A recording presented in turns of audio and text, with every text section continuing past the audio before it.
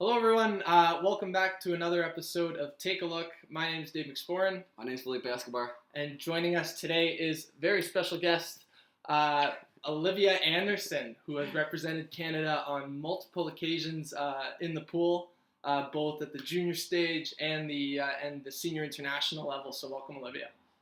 Thank you for having me.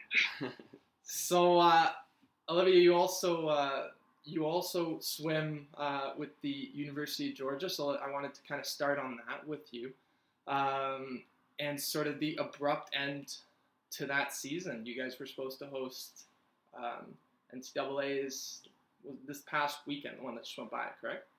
At home. So maybe we could get your thoughts on that really quickly. Yeah, so we found out the Thursday before the meet, so I guess a little under a week before the meet was supposed to start. They'd already set up everything in our pool, so all of the signs were up, all of the lane ropes were in. They had changed the pool around, so you go from that lead up. Everyone's tapering, everyone's super excited for this is the meet we prepare for all year, and then you see on Twitter one night. Teams started pulling out, so we kind of knew it was coming, but... Well, teams pulled out before the announcement of the cancellation. So there was a couple teams that pulled out, some of the Ivies pulled out, and then conferences started pulling out. Oh, wow. And then by that point, it was we were all just kind of hoping it was going to stay, but it was kind of obvious it wasn't going to. So you were in your junior year here, but obviously some of your senior teammates, this was going to be it for them. This was a way to go out with a bang at home. I don't know if that's too raw to speak a little bit about that. No, I can talk about that. So obviously we're all so upset about this, but I really feel for our seniors. And you have some people who didn't really do a full taper all year because they were waiting for NCAAs and they were waiting for that last race of their collegiate career, and now they don't have that opportunity. So I really feel for them. Our seniors did a really great job this year, so my heart goes out to them. But yeah, they definitely took it the hardest, I think, of anyone. Just, that's it. Their swimming career's over, and they didn't get to have that last race, so it's pretty disappointing. Yeah, it's gut-wrenching. I know, correct me if I'm wrong, I'd seen something about the NCAA giving back a year of eligibility to those affected. Is that correct? And do you know if there's any of the seniors that you know of that, I know it would be an expensive endeavor, but to kind of take that opportunity and get the send-off they were hoping for? So, I might not totally be right in what I'm about to say, but I think that as of right now, they're offering that for the spring sports, but we're a winter sport. Because effectively most of the NCAA was done their season, just NCAAs hadn't happened yet. So I think they're still trying to work out whether they're actually going to offer that or not. But I might be wrong. It might be off the table. But I also heard talk about only offering it to seniors because it would just be too complicated if you let everyone have that option. And I don't know if people would. I talked to a couple of the seniors on my team, and I don't know how many of them would have actually taken that, just because, some of them are going to graduate. A couple of them were thinking about turning pro, and then you can't do that if you take another year of eligibility. So there's a lot of different things to consider, and I think it would just, first of all, the NCAA would have to offer that, and then you'd see who would actually take them up on it, I guess. Especially because you plan a whole school, and I know it's student athlete, and so so you're also a student, so you plan when you're going to graduate. If you're going to take another year, you have to take more courses. And that's the whole issue behind that. Yeah, definitely. I know myself, I had planned this whole semester around NCAAs are at home, trials, all these different things. So my load was a lot easier, and then now I'm just at home in online classes. I didn't think of that either. And then even, I guess, those that were on scholarship, the university was giving scholarship for 4 years, right? So you might actually not even be in a place where you could financially afford to send without the support of the school for that 5th year, right? And you would have the issue of they can only give out so many scholarships. If you do have people that stay for a 5th year on scholarship, you're also bringing in a whole class of freshmen So where does that money go? Like, it would just be a whole complicated thing, I think. A lot of logistics involved. It's heartbreaking. I can't even imagine. We were fortunate. We had our OUA championships in February, so for us it was our last year, and I cannot imagine just having to, like, it's just taken away, right? Especially someone like me who was like, I'm not gonna cry, and then you finish a race and you cry, and you're like, oh damn. But you're reaching the wall, just bawling. Yeah. No, I came out and I was like, no, I got this. And I saw my dad up there. I saw my hugging friend. I was like, oh, damn. So maybe on a more sort of positive note, can you maybe speak to maybe a bit of a comparison, not to poke at one thing or another, but to compare your experience in club swimming with Etobicoke to your international experience with Team Canada, and then to your experience with Georgia. So like I'm talking specifically just team field, not even necessarily training, that whole thing, but so I think we were really lucky growing up swimming in Etobicoke, because it's definitely a high level club, and you can tell by the people they produce, but also just like the mindset. Kevin and all the other coaches that I even had as like an age group swimmer, like Courtney and Rob and all those guys, did a really great job of instilling that like high performance mindset. And that has been kind of something I've noticed about all three of those different I guess teams that I've been on, is the high performance mindsets there, which has been, I don't think, necessarily the case for everyone who's maybe on my club team, or I mean my university team, which is quite nice. Definitely, I mean, club swimming, there's a little bit of that team aspect, like you go to Div 1 championships or whatever and you're trying to win titles, or you go to provincials or nationals and you're trying to win those banners, but for the most part it's pretty individual.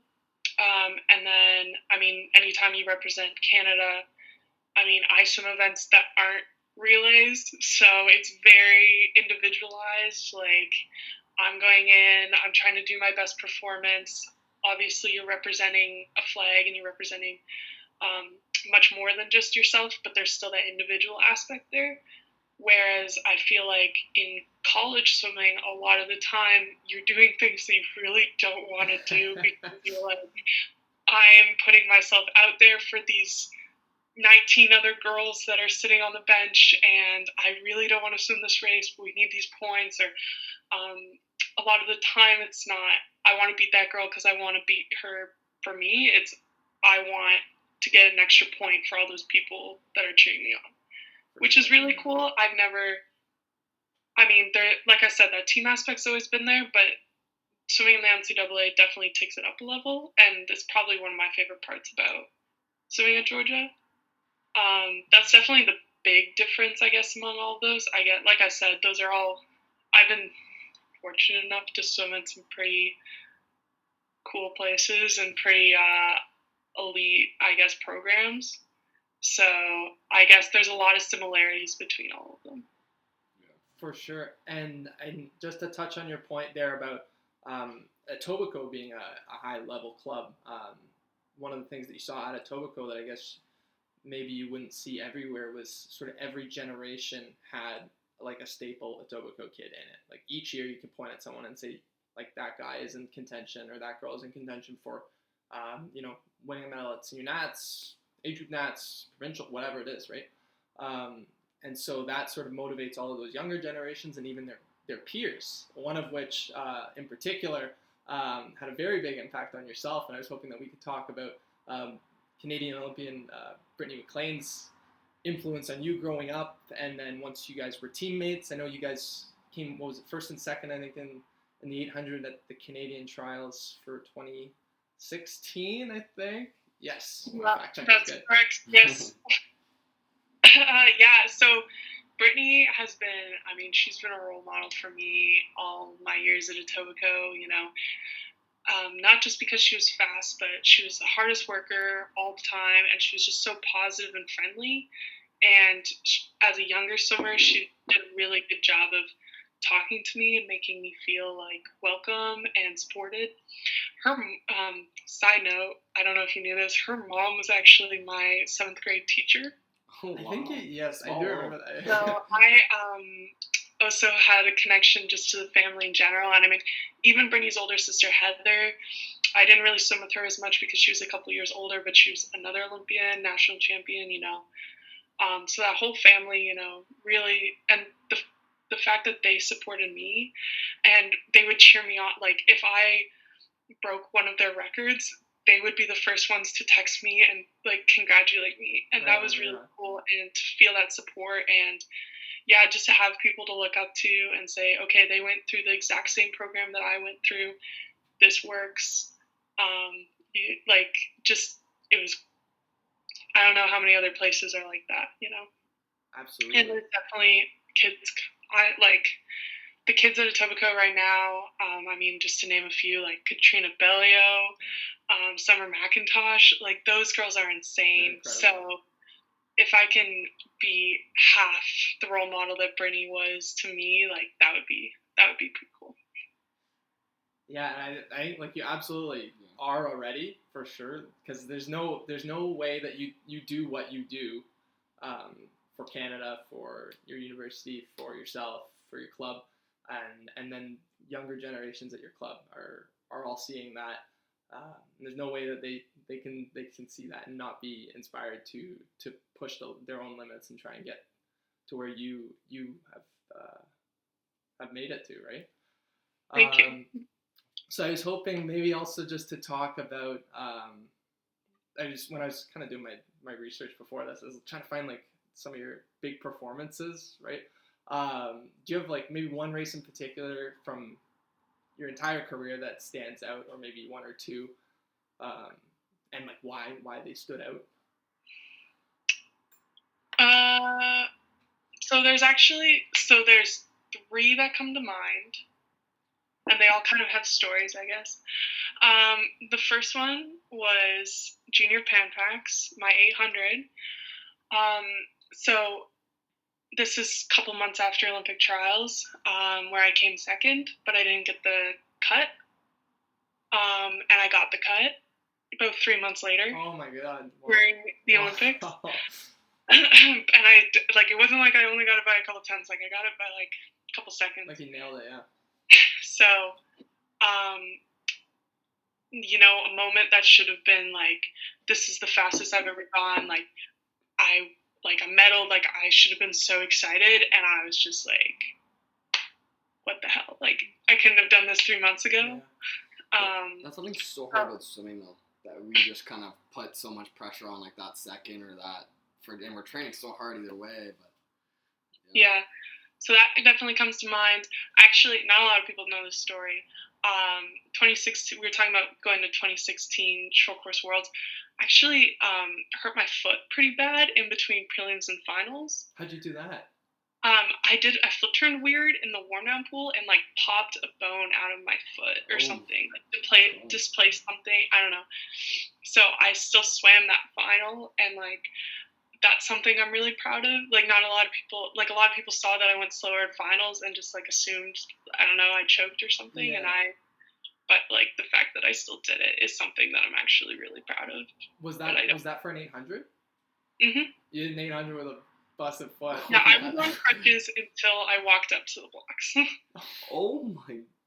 Were you doing like the 1 foot push offs every time you flipped? Yeah. Oh my god.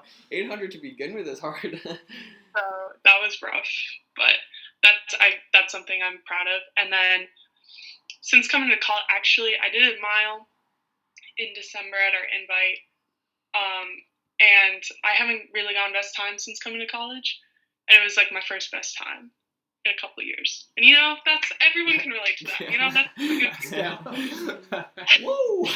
That's a special one too, because people underestimate it. Like I think a lot of people that see big success in club, whatever level it is that you achieve, whether it's just provincials or if you go to nationals, anything, people don't understand how hard it is to go best times when you're in college, and once you're even beyond that, once you're swimming pro and all that stuff. Like you work so hard, and it doesn't always get there. So when you do finally hit that lifetime best, and for someone of your kind of caliber that you were at in high school, to do that lifetime best at all past that is pretty remarkable. So That was Thank this you. year?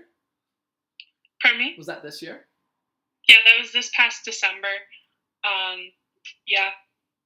Okay, so then even getting recent now, I guess, could we touch on sort of your prep for trials, so Canadian Olympic trials, although they were now canceled. What was sort of that mindset going in there, especially coming off of a lifetime best time this year? So, this whole year, last year wasn't great for me. I had to take some time away from the pool, actually, just for health reasons. And so I came back, last spring, and was kind of like, okay, I got a year till trials. NCAAs are at home this year. Just stay healthy and just really be consistent, because that was, I think, something I was good at in high school, was just putting down consistent workouts. So that was something I was trying to, just don't worry about times, just be consistent, happy and healthy, you know. My coach, I got a new coach this year.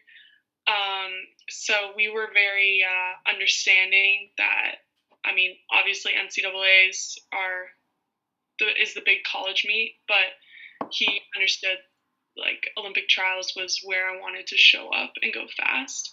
So a lot of what we did was getting ready for that and just communicating about that. Okay, wow, yeah, and then again in that same way, that so whatever it was that you were preparing for, whether it was NCAAs or Canadian trials, it's all just it's taken away.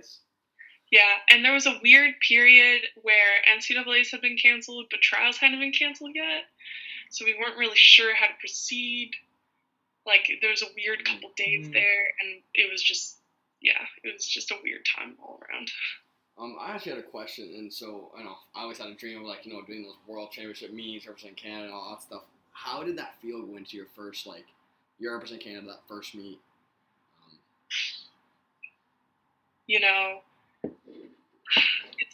It's hard to put into words. There's a big weight. It's just a shirt with maple leaf on it, but it's not. And that's not I was really fortunate. I got to do it from a young age, so maybe I didn't quite grasp it 100% until I got a little bit older. But I think you realize, I've done a lot to get to this point, and you also see a lot of people who you respect a lot that didn't get to that opportunity. So I think there's just a lot of gratitude that comes with it, and almost a feeling of responsibility. I was really hard on myself after 2017 Worlds because I didn't swim very well, and I was more upset that I had let other people down. Like, if I had just gone to nationals and swam bad, I would have been like, sucks, but there's another meet. Yeah. But I think there's a lot more on your shoulders when you go to a meet like that. So for you, do you think that because you did get it at such a young age, it's preparing you for what's coming up in the future, and you're kind of ready to have the responsibility? Yeah, and I think that's why they have those junior meets, I guess, because a lot of people go through that process of starting, as a club swimmer, and then graduate into being an older swimmer on the senior team. And for some people, that's not how it goes. They just skip straight to senior teams. But I think the junior teams do a really good job of setting up the exact same atmosphere so that kids who do go through that process know exactly what to expect when they come to a senior level meet. And they do a really good job of preparing younger swimmers for that step. And you definitely see, I know growing up at Etobicoke and everything, you definitely see this sort of respect for even the gear. I know you mentioned it's just a shirt with a leaf on it, but it's just a cap with a leaf on it. But if you're someone that isn't on those teams, you don't dare touch that cap. You never wear that. And if you see a kid at a meet that has it on, it's because they earned that spot. So I think that sort of ties in with what you were talking about, of that pride there. Mm-hmm. And I was like, do I want to wear my suit with a leaf on it to practice? Are kids gonna think I'm you show off. No, you show off. Am I just gonna be seen as a jerk or something if I wear this? But no, those are shirts I'm gonna have for the rest of my life, honestly. Like, even if they're just in a drawer somewhere, like, you know, they mean something. So we're almost out of time, but I just wanted to wrap up quickly with if you could say something to younger generations of swimmers. You mentioned some big names at Etobicoke that are coming up, but just in general, from a Canadian international to young up and coming swimmers, or maybe they're not up and coming yet, but just to anybody, right? Just patience and trusting the process is huge. I was someone who was very in my head about swimming. Like, I have to hit these times in practice, in workout, and then these are the splits I have to hit in a race. Just race. Just have fun. If you have a bad year, you have a bad year. It's not the end of the world. But trust your coaches, listen to them, and because they care a lot about you, and just trusting the process is all you can do in those situations.